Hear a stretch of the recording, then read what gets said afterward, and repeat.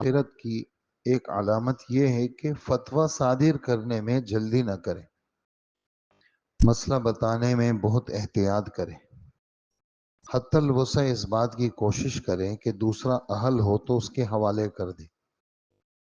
ابو حفص نشاپوری کہتے ہیں عالم وہ ہے جو مسئلے کے وقت اس سے خوف کرتا ہو کہ کل کو قیامت میں یہ جواب دہی کرنا پڑے گی کہ کہاں سے بتایا تھا۔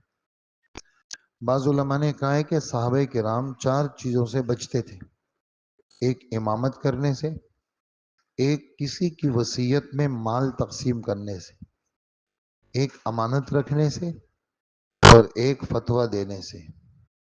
صحابہ کرام کا خصوصی مشغلہ 5 چیزیں تھیں: قرآن پاک کی تلاوت، مسجدوں کو آباد کرنا، اللہ کا ذکر کرنا، اچھی باتوں کی نصیحت کرنا اور بری باتوں سے روکنا۔ ابن حسین رحمۃ اللہ علیہ کہتے ہیں کہ بعض آدمی ایسے جلدی فتویٰ دیتے ہیں کہ وہ مسئلہ اگر حضرت عمر کے سامنے پیش ہوتا تو سارے بدر والوں کو اکٹھا کر کے مشورہ کرتے۔ حضرت انس رضی اللہ عنہ جلیل القدر صحابی ہیں، 10 سال تک حضور کی خدمت کی۔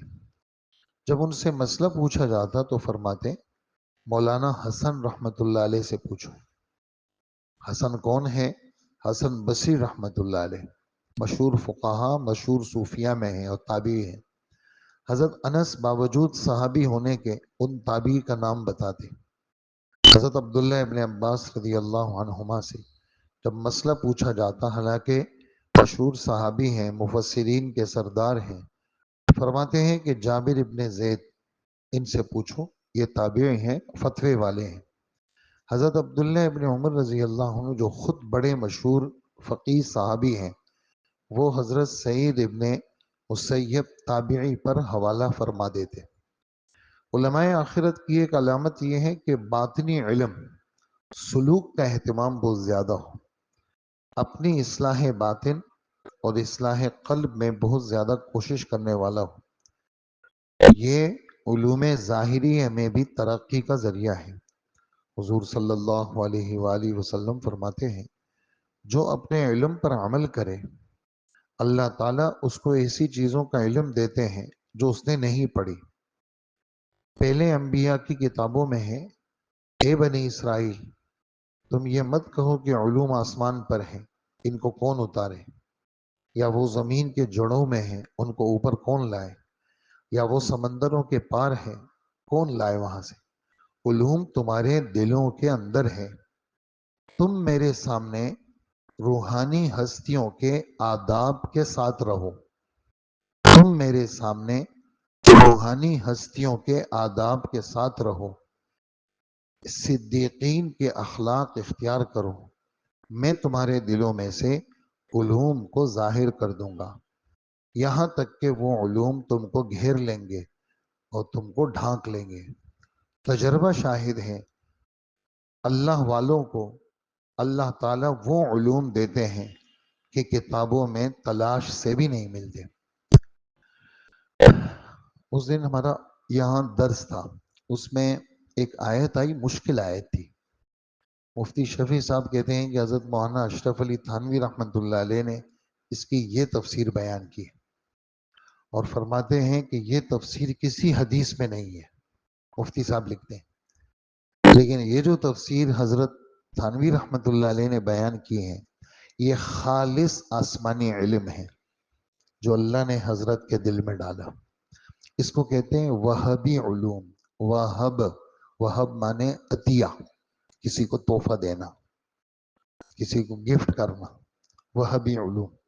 اس کا تعلق پڑھنے پڑھانے سے نہیں، لیکن جس آدمی کا دل رذائل سے پاک ہو جاتا ہے اللہ پاک اس کو اندرون علم دے دیتے ہیں۔ اللہ ہمیں نصیب فرمائے۔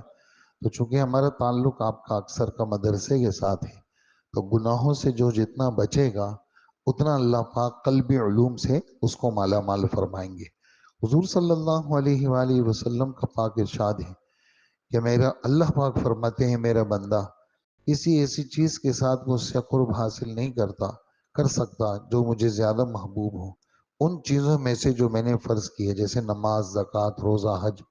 جتنا تقرب فرائض کی اچھی طرح ادا کرنے سے حاصل ہوتا ہے، ایسا تقرب دوسری کسی چیز سے نہیں ہوتا۔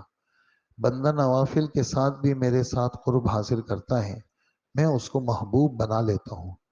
جب میں اس کو محبوب بنا لیتا ہوں، میں اس کا کان بن جاتا ہوں جس سے وہ سنتا ہے، اس کی آنکھ بن جاتا ہوں جس سے وہ دیکھتا ہے، اس کا ہاتھ بن جاتا ہوں جس سے وہ کسی چیز کو پکڑتا ہے۔ غرض یہ ہے کہ اس کے سارا کام میری رضا کے مطابق ہو جاتے ہیں۔ اور ایک حدیث میں اس کے ساتھ یہ بھی مضمون ہے، جو شخص میرے کسی ولی سے دشمنی کرتا ہے، میرا اس کے ساتھ اعلان جنگ ہے۔ چونکہ اولیاء اللہ کا غور و فکر سب ہی اللہ کے ساتھ وابستہ ہوتا ہے، اسی وجہ سے قرآن پاک کے باریک علوم ان کے دلوں پر منکشف ہوتے ہیں، اس کے راز ان پر واضح ہو جاتے ہیں، بالخصوص ایسے لوگوں پر جو اللہ کے ذکر و فکر کے ساتھ ہر وقت مشغول رہتے ہیں۔ ہر شخص کو اس میں سے حسب توفیق اتنا حصہ ملتا ہے جتنا کہ عمل میں اس کا اہتمام اور اس کی کوشش ہوتی ہے۔ اللہ پاک دوستوں ہمیں عمل کی توفیق عطا فرمائے۔ ابھی ہمارے مدرسوں میں امتحان ہوں گے تھوڑے سے دنوں کے بعد، تو اس میں بھی دوستوں یہ ہے ہر گناہ سے بچنا، خاص کر بد نظری سے بچنا۔ یہ بد نظری مہلک ترین گناہ ہے، اپنے آپ کو گناہوں سے بچانا۔ اور کوشش اس بات کی ہو، زیادہ نہیں، یہ صلاۃ التسبیح پہ زیادہ وقت نہیں لگتا، 15-20 منٹ لگتے ہیں، بجائے اس کے کہ ہمارا وقت ادھر ادھر ہو۔ تو اللہ کے نام کے ساتھ جتنی وابستگی ہوگی اتنا آدمی آگے بڑھے گا۔ اللہ کا نام، ٹھیک ہے نا؟ تو یہ اب بعض سدا بہار ذکر ہے، وہ لوگ کہتے ہیں جی خصوصی وظیفہ بتاؤ، تو سدا بہار ذکر، جیسے یہ فلیجل گولی ہے نا، یہ سدا بہار گولی ہے، پیٹ میں کوئی بھی مسئلہ ہو فلیجل لیں گے ٹھیک ہو جائے۔ اور یہ جو پیناڈول گولی ہے سدا بہار گولی ہے، سمجھے نا؟ آدمی کہتے ہیں سر کا درد ہے، یہ پیناڈول کی گولی جو ہے نا سدا بہار گولی۔ بعض ذکر سدا بہار ہے، جیسے تیسرا کلمہ سبحان اللہ الحمدللہ ولا الہ الا اللہ واللہ، یہ سدا بہار ہے، اس لیے اس کو پڑھتا رہے آدمی۔ اللہ کا کلام سدا بہار، ہاں سدا ہمیشہ، بہار ہرا بھرا، ہاں سدا بہار لان ہے نا پیچھے یہاں، ہاں وہ جہاں لوگ شادیاں کرتے ہیں، سدا بہار میں ہماری شادی ہے، ٹھیک ہے نا؟ تو سدا بہار یعنی مستقل ہمیشہ ہرا بھرا رہنا، تو یہ سدا بہار اذکار ہے، تو اس کا خیال رکھیں گے نا انشاءاللہ، اللہ عمل کی توفیق عطا فرمائے۔ اللہ ہمارے گناہوں کو معاف فرما، ہم سب کی اصلاح فرما، ہماری تربیت فرما، خیر کے فیصلے فرما، ہمارے یہ طلباء علماء کرام، اللہ پاک ان کی یا اللہ آگے آنے والا یہ امتحان آسان فرما، اور سب کو سارے پرچوں میں اچھے نمبرات سے کامیابی عطا فرما۔ اگلے مہینے رائمنڈ کا اجتماع ہے، اور ایک اجتماع پہلے ہوگا ایک اجتماع بعد میں ہوگا، دونوں اجتماعات کو آسان فرما اور قبول فرما۔ جتنے مہمان بیرون ملک سے آئیں گے، اندرون ملک بیرون ملک والے، سب کا آنا جانا آسان فرما، سب کا رہنا وہاں آسان فرما۔ زیادہ سے زیادہ لوگ آپ کے راستے میں نکلیں، سال اندرون ملک سال بیرون ملک، 7 مہینے، ہر سال 4 مہینے، اور 4 مہینے سے روزے سے لے کر کے سال تک کی تشکیلیں آسان فرما، اور سارے ایمان والوں کا دل اے اللہ توبے کی طرف، ایمان کی طرف مائل فرما، اور سارے کافروں کا دل کلمہ طیبہ کی طرف مائل فرما۔ ہم سب کی دعائیں قبول فرما، وصلی اللہ وسلم علی نبینا محمد وآلہ واصحابہ اجمعین برحمتک یا رب۔